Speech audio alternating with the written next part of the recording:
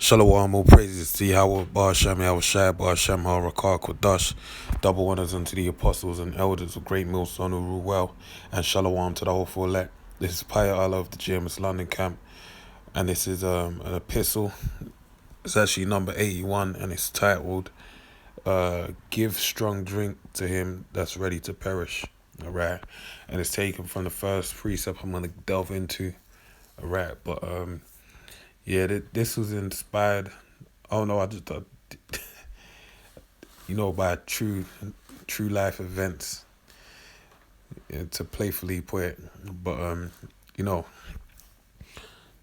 alcohol was one of those. It's a principal thing, dealing with strong drink and wine. Alright, it's even wine is also utilized in ceremony as well, being the Passover, and Yahweh Shai broke down that it represented his blood as well. Alright, and it's one of those. I can't remember what brother said it, but it said like basically, more or less like if you don't drink, you better start drinking because the hell you're gonna catch. But it's a joke, I'm not forcing you to drink if that's not your lot, and especially if you got the vow of a Nazarite on you or anything of that nature. But really, all I'm saying is, in all of that, what I'm saying is that basically, drink is there to be utilized, and through this lesson, Lord willing, I'm gonna delve into it from multiple angles. So Lord willing, you get edified. So I'm gonna kick it off right now. So this is Proverbs 31. Kick it off with this one, Proverbs 31:6. All right, so I'm gonna read it through, then run it back and break it down. So it says, "Give strong drink unto him that is ready to perish, and wine unto those that be of heavy hearts. Let him drink and forget his poverty, and remember his misery no more." All right. So it says, "Give strong drink unto him that is ready to perish." Yeah. So this is a proverb by the mother of the King Lemuel, all right, which is a nickname for King Solomon, basically. And his mother is basically talking about how drink isn't meant for kings, all right, but it's really meant for, like, as we're reading right now, she's breaking it down what it's meant for. But in saying all of that, I'm gonna have to just go back just to get the points so I can attack it from another angle. It says, verse 1, it says, "The words of King Lemuel, the prophecy that his mother taught him." All right. So it says, "What my son, and what the son of my womb, and what the son of my vows." All right. "Give not thy strength unto women." So this is prophetic. All right. And this is the words that were spoken by the mother of King Solomon. All right. And we're going to, attack it from various angles. It says, "Give not thy strength unto women, nor thy ways unto that which destroyeth kings." And what happened to King Solomon? He did that, all right? He gave his strength unto women, which in turn he destroyed him by way of him beginning to worship powers that are alien to him, all right? Basically, different satanic gods, Baal, and all these different things. He built towers for them, if you read the history, all right? So he was given onto strong drink, because another way, strong drink also means a doctrine, right? Something that's away from the word, right? Remember, we're instructed to drink waters out of our own cistern, all right? This is the only drink, the way of not wisdom, knowledge, and understand this word is the only drink we're meant to be drinking, man. So it says, verse 4, "It is not because these other doctrines make you drunken." All right. "It is not for kings, O Lemuel. It is not for kings to drink wine, nor for princes strong drink, lest they drink and forget the law and pervert the judgment of any of the afflicted." And that's what happened to him. All right. He ultimately did that. Okay, by drinking strong drink of these various doctrines. But there was another point I was gonna pick out. Let me just remember. Salakia. But yeah, it being prophetic, but also, wisdom is also known as, in the book of 2 Esdras 13:55, when he's getting it, an interpretation broke down to him, he basically gets told, Esdras gets told that I forget the primary part of verse 55, but I know the latter part of it says that thou made with understanding thy mother, right? So this is another way that basically, as we know that Yahushua basically is, this is also talking about from that angle as well, all right? So let me read this again. So I said, give strong drink unto him that is ready to perish, and wine unto those that be of heavy hearts, all right? So he didn't need it, being King Solomon, but guess what? He drank the cup, all right, and basically went off. So, but it says, give strong drink unto him that is ready to perish, and wine unto those that have of heavy hearts. And who personified that, which an example I'm going to delve into, is Yahushua, right? In Isaiah 53:3, it tells you that he was a man acquainted with sorrows, all right? And that's why he drunk, all right? Because remember, Yahushua, he knew, he spoke from the start of his ministry, more or less. He mentioned that the Son of Man will suffer many things by the hands of the elders and chiefs of Jerusalem, all right? And that's one reason when he was maneuvering, that was something that was on his mind, all right? And he was comfort eating and also, drinking heavily. But obviously, that was his in moderation, all right? Because he didn't go off. That was a man that was blameless. There wasn't no form of, there wasn't a crinkle in his garment that you could pull up on him, all right? Verse 7, let him drink and forget his poverty. Remember, and the Lord made himself poor for the sake of Israel, and remember his misery no more. And that's what he did. That's what he was doing, all right? And he's an example. Even the scripture I mentioned in Luke 9:22, dealing with, when he spoke about that he should suffer many things by the hands of the Sanhedrin, basically. The word there is Pascal, right? Pascal. And that basically means, to suffer, right? To be in bad plight. And that's basically what he's going through, all right? So it speaks in volumes in as far as this scripture is concerned. Give strong drink unto him that is ready to perish, and what he was ready to die, all right? The word there for perish is abad, or bud, all right, meaning destroy, perish, death, all right? Because he knew he was going to die and then be risen again on the third day. So let me go to this example where the Lord puts it out plainly. So it's Matthew, the 11th chapter, and the 16th verse. 11, and I'm going to start from verse 16. I'm going to read down to verse 19. All right? So it reads, but whereunto shall I liken this generation? All right, so the Lord was speaking of the generation that he was around at that time. All right, it is like unto children sitting in the markets and calling their fellows.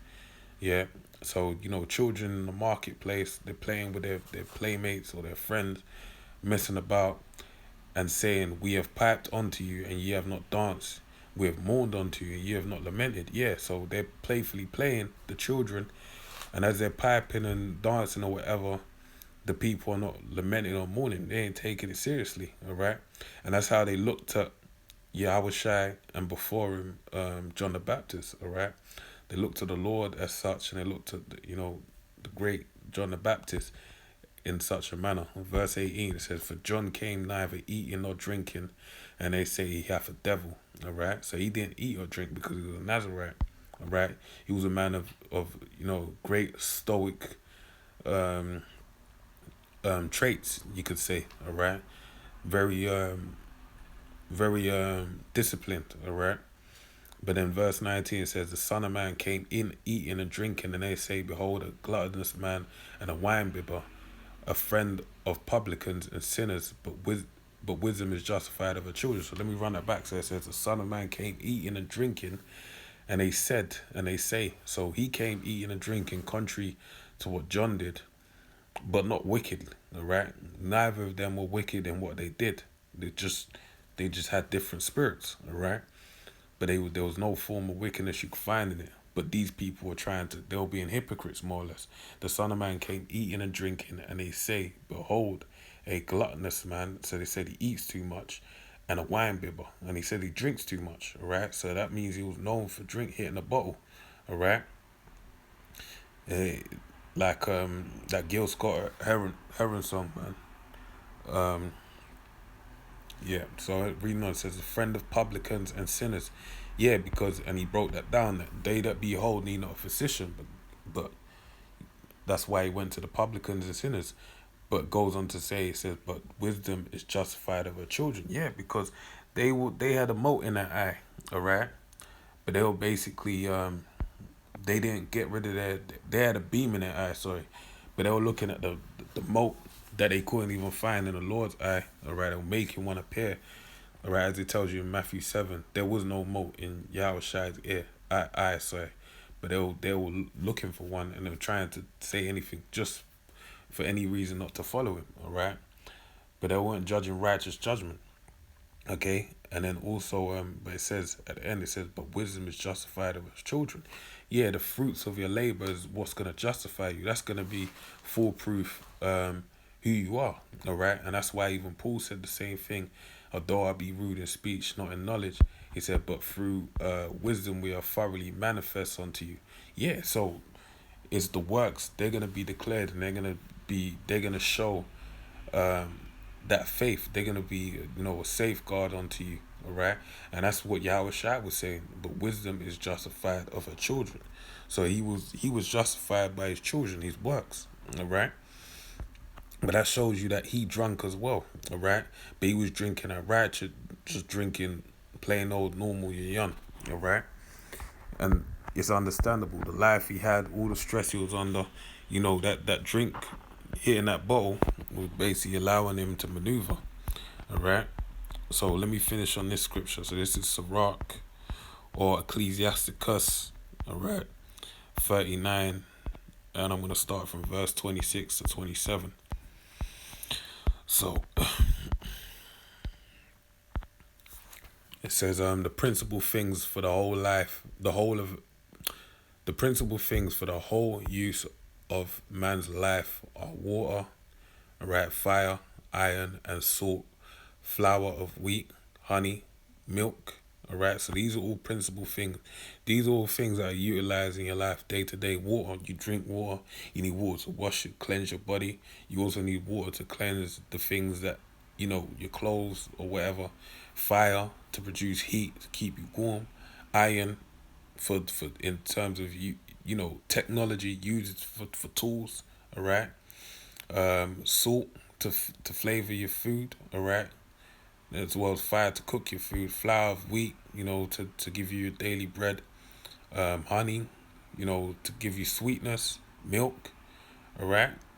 And it says, and the blood of the grape, all right? So the blood of the grape is also utilized, all right? Remember Paul said, drink no more water, but little wine for your often infirmities, all right? So he exhorted Timothy, I believe, in telling him to basically drink of like some wine basically for his often infirmities, all right? Because it's an aid unto you for your stomach's sake, right? Aid you in digestion, and it has health benefits, all right? And this is one of the principal things of life, and oil and clothing, all right? Reading on, it says, all these things are for good to the godly, so to the sinners they are turned to evil, all right? And that's basically balance. Too much of anything can become, you can drink too much water in a day and it will drown you, all right? But water is an elixir of life, all right? But if you misuse it, you're basically gonna find death, all right? So verse 27, all these things are for good to the godly, all right? So the godly being the righteous man that utilizes these things in a righteous sense, they're good for you, all right? But it says, so to the sinners they are turned to evil, all right? And to the sinners they are turned for evil, because you have people that can misuse something like water, for example. Water is being sold on a mass scale, all right? And it's being misused, all right? Because water is something that should be freely available, all right? But then at the same time, what's the other thing with water? Water is also being poisoned, all right? You have natural. There's always been like different forms of water, all right, on the earth. Wells that are produced because of the landscape of where the well of the water is being produced from.